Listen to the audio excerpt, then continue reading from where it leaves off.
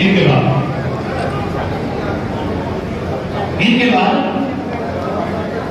तो श्री सुरेश कार्य जी को गुरुनगर सभा टूटने की तरफ से पूरी सभा के जो सदस्य हैं वो मोमेंटो और सॉन्ग लेकर के सम्मानित करें। कोई भी साथी अभी जाएगा आप लोगों के लिए खाने और पानी की व्यवस्था नीचे की रखी है, खाना टूटने में डाला है। किसकी जो समस्या है वो दे करके मिलकर जाए, बिना समस्या दिए। वैसे आप लोगों को इकट्ठा नहीं किया कि भाषण के लिए, आपकी समस्या सुनने के लिए, आपके जो समस्या है उनका निवारण करने के लिए कैंप लगाया है।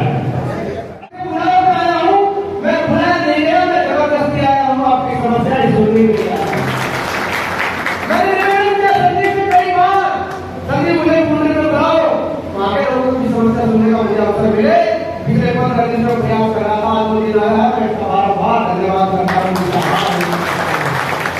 साथियों मेरे पिता तो जो बुजुर्ग नौजवान साथियों, आप लोगों की समस्या मेरी समस्या है। समाज और हमारे पीड़ित समाज की जो समस्या उसका निदान करना मेरी प्राथमिकता है। जो संत मुख्यमंत्री ने मुझे उसकी ताकत का इस्तेमाल कभी मैंने निजी स्वार्थ के लिए नहीं किया, समाज के लिए किया। और आगे भी आने वाले समय में जो मुझे ताकत मिली है समाज के लिए इस्तेमाल करूंगा और निजी स्वार्थ के लिए इस्तेमाल कभी नहीं करूंगा। कहते हैं एक कहावत है, चाहे मेरी चिंता मिटी मनवा के मरवा, और जिसको सुनना चाहिए वही शहंशाह। तो मैं शहंशाह इसलिए हूँ, आप लोगों की आवाज इसलिए उठा रहा हूँ कि मुझे ना मेंबर पार्लियामेंट बनना, ना मुझे विधायक बनना, ना मुझे जिला परिषद चेयरमैन बनना, मुझे तो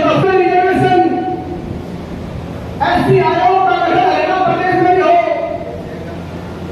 पहले एससी आयोग देश में एक होता था, उसका चेयरमैन दिल्ली होता था। छोटी छोटी समस्याओं का निदान करने के लिए हमें दिल्ली भागना पड़ता था। हमारे प्रशासन और सरकार ने डिविजनल दिल्ली के दरबार में हमें हाजिरी देनी पड़ती थी। हमने मनोहरलाल जी से कहा कि बहुत लंबी पीढ़ी 1966 से हमारी मांग है कि अनुसूचित आयोग हरियाणा प्रदेश में बनवाया जाए। हमने एक और मांग की कि प्रमोशन में रिजर्वेशन हमारा बच्चा अगर कलक भर्ती होता था तो कलक सही निकालना था। प्रमोशन में रिजर्वेशन की ही नहीं। बहुत सारे मुख्यमंत्री आए चले गए, हमें सत्ता का साधन समझा इस्तेमाल करके चूस के फेंक के चले गए। लेकिन एक ऐसा मुख्यमंत्री आया, आज अगर हमारे समाज का बच्चा को कलक भर्ती होता है तो ऐसे रिटायरमेंट होता है। इसका अगर श्रेय किसी को जाता है तो सब मुख्यमंत्री मनोहरलाल जी का जाता है। उसने ऐसे काम किए जो हो सकता है, मैं डंडे की नोट पर कहना चाहता हूँ, हो सकता है कि अगर मैं मुख्यमंत्री होता तो भाई आपका बेटा कोई मुख्यमंत्री होता तो इस काम को नहीं कर पाता, क्योंकि वो अपनी पॉलिटिकल अचीवमेंट देखता कि मुझे पॉलिटिकल फायदा कहाँ है, नुकसान कहाँ है। लेकिन उस संत व्यक्ति ने ना फायदा देखा ना नुकसान देखा। हम लोगों के बीच में एक ऐसा नुमाइंदा छोड़ के गया जो दिन रात आपकी सेवा में लगा रहता है। पहला व्यक्ति हूँ सेक्रेटरी में अंदर घुसने के बाद, राजनीतिक व्यक्ति होने के बाद ये पूछता हूँ हमारे समाज का व्यक्ति है तो ठीक है, जो बात चले जाइए। इसका सवाल सारे लोग बात कर रहा है। पहला व्यक्ति हूँ मैं, समाज के लिए बैठा हूँ, दूसरे लोगों के लिए नहीं बैठा हूँ। तो हमारा दायित्व भी बनता है। अगर मैं धर्म पार्टी वाली संत मुख्यमंत्री के लिए काम कर रहा हूँ तो हमारा दायित्व भी बनता है। आने वाले समय में विधानसभा के चुनाव है, अभी लोकसभा के चुनाव हुए, हमें मत तो पहले नहीं देना ही है। और जहां हम लोग मत देते हैं सरकार उसी की बनाती है। निर्णायक भूमिका हमारे समाज की होती है। हमारे समाज निर्णय करता है कि कौन व्यक्ति सरकार में रहे, कौन ना रहे। तो इसलिए मैं निवेदन आपसे करने आ रहा हूँ। पिछले जो मेंबर पार्लियामेंट के चुनाव हुए उसमें हमारे समाज को वह ला दिया गया, बल ला दिया गया। बड़ी चीज है, मुझे नहीं बात का। अगर वो भूखे भेड़िए दोबारा सत्तासीन हो गए तो हमारे समाज की आंखों में जब आंसू से पूछने वाला कोई नहीं मिलेगा। उनका 10 साल का इतिहास का उठा कर देखिए कांग्रेस का, किस प्रकार का इतिहास कांग्रेस का रहा। हमारे जो सत्तासीन नेता थे उनके कार्यकाल में अशोक प्रभु जी प्रदेश अध्यक्ष हुआ करते थे, कुमारी सहजा जी सेक्टर में मिनिस्टर थी, लेकिन उसको प्रदेश अध्यक्ष होते हुए उसको इतना पीड़ित और प्रताड़ित किया, उसकी गर्दन तोड़ दी गई और गर्दन तोड़ने के बाद एफआईआर दर्ज कर नहीं की गई। उसको पीछा करना नहीं छोड़ा जब तक उसे कांग्रेस नहीं छोड़ दी। तो जो तो हम जैसे गरीब व्यक्ति को क्या बर्दाश्त करेगी कि जीता जाता उदाहरण आपके सामने है। एक तरफ एक संत मुख्यमंत्री है मनोहर लाल जी के रूप में, आज देश में दो बड़े मंत्रालय उनके अंदर है और देश की सत्ता आपको संभाल रहे हैं मोदी जी के साथ मिलकर। और एक तरफ वो भूखे रहेंगे जिन लोगों ने दलित समाज को सत्ता की सीढ़ी समझा, दलित समाज को सिर्फ वोटों का साधन समझा, कभी दलित समाज को उसके बराबर का अधिकार नहीं दिया। एक तरफ वो लोग हैं, निर्णय हमारे समाज में करना है, हमें करना है कि हम सब मुख्यमंत्री के साथ खड़े हैं या उस भूखे भेड़िए के साथ खड़े हैं। उन लोगों का नैरेटिव कैसा होता था, उन लोगों का नैरेटिव अपना घर बनना होता था, उन लोगों का नैरेटिव सिर्फ एक था, भाई भतीजावाद, क्षेत्रवाद, जातिवाद। सबसे पहले वो व्यक्ति देखता था कौन सी जाति से है, फिर देखता था कौन से हल्के से है, फिर देखता था कि हमारी लीग से हटके है, हमारी लीग में है। उसके बाद नौकरियां लगती थी, उसके बाद काम होते थे। हमारे समाज का नंबर तो सुबह नंबर पर नहीं आता था। उनके कार्यकाल में नौकरियां चाहे तो वो नौकरी, चाहे तो वो काम।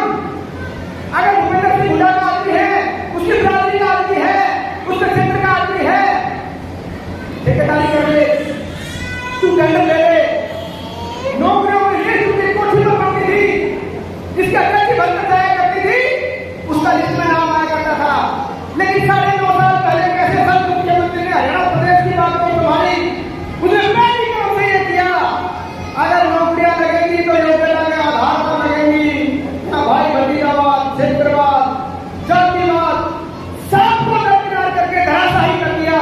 और जिसका नतीजा ये हुआ कि हमारे गरीब समाज के व्यक्ति, हमारे गरीब समाज का प्रतिभावान बच्चा HCS, IAS और सब इंस्पेक्टर लगे हैं। ऐसे बहुत सारे उदाहरण मेरे पास है जो मनोहर जी के कार्यकाल में जिनके घर पर छल गई थी, वो HCS भर्ती हुआ है, जिनके घर वाले सब्जी बेचा करते थे वो सब इंस्पेक्टर लगा है, जिनके घर में खाने के लिए 2 वक्त की रोटी नहीं थी, वो व्यक्ति नौकरी लगे हैं। ये अगर संभव हुआ है, हमारे समाज को आगे ले जाने का काम अगर संभव हुआ है तो संत मुख्यमंत्री की बदौलत है, मनोहर लाल जी की बदौलत है। तो मैं निर्णय आपसे स्वीकार करने आया हूं कि आने वाले समय में विधानसभा चुनाव है, मैं पूरे समाज से जोड़ी मांगकर आज आपके सामने हाथ जोड़कर नतमस्तक होकर 60 दिन मांगने आया हूं। सिर्फ 60 दिन मुझे दीजिए, आने वाले 5 साल काम मेरे से ले लीजिए। चाहे आपका विधायक कोई हो, चाहे मेंबर पार्लियामेंट कोई हो, चाहे आपका विधायक आपको जानता हो या नहीं जानता हो, चाहे मेंबर पार्लियामेंट आपको पूछता हो आपको नहीं पूछता हो, आपका भाई, आपका बेटा वचन देके जाता है। Doctor B.R. अम्बेडकर जी को हाजिर नाजिर मानकर कसम खा के कहता हूं कि आप मुझे 60 दिन दीजिए, 5 साल का कार्यकाल मिला, देखना आपके बीच में खड़ा रहकर आपका भाई, आपका बेटा बनकर काम करूंगा। आपको महसूस नहीं होगी वो सरकार है, हमारी नहीं है, विधायक हमारा है या नहीं है। मैं 5 साल आपके बीच में आपका भाई, आपका बेटा बनकर काम करूंगा और मुझे काम बताने की आवश्यकता नहीं है। ये जो लोग जो चंडीगढ़ जाके मेरे से काम करवा के आए हैं, मेरा काम बोलता है, मैं नहीं बोलता हूं। आपका दिया हुआ एक काम जो कानून के दायरे में है, जो सरकार के दायरे में है, आपकी चिट्ठी एक लिखी हुई कानून बन जाएगी, उसको जाया नहीं जाने दूंगा, डस्टबिन में नहीं कर दूंगा। आज मैं इस मंच के माध्यम से नॉमिनेट करके जाता हूं मंगलवार का सारा दिन पुंडरी के लिए संदीप भाई को नॉमिनेट करता हूं। 4 व्यक्ति और आ जाना, जितनी समस्याएं हैं, चाहे प्रदेश की हो, चाहे जिले की हो, मंगलवार को 10 बजे से रात को चाहे 10 बज जाए, आपका काम करके उठवा चलता, आपका निदान नहीं हो जाएगा, तो भी छोड़ के निकलेगा।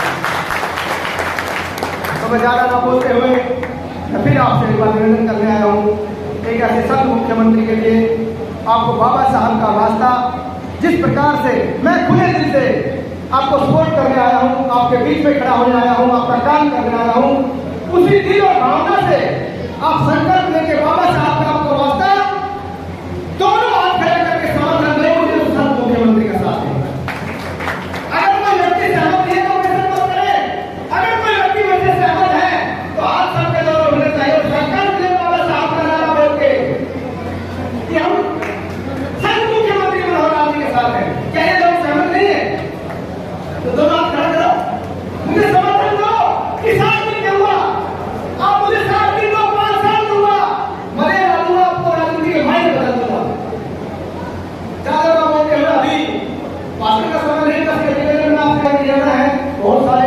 जादूगर बाजीगर आए, डुबकी बजाए, आपके समाज का बेटा, आपका भाई आपके बीच में पूरे साथ रहूंगा, ये कहते हुए आपका बहुत बहुत धन्यवाद। जय भीम, जय भारत।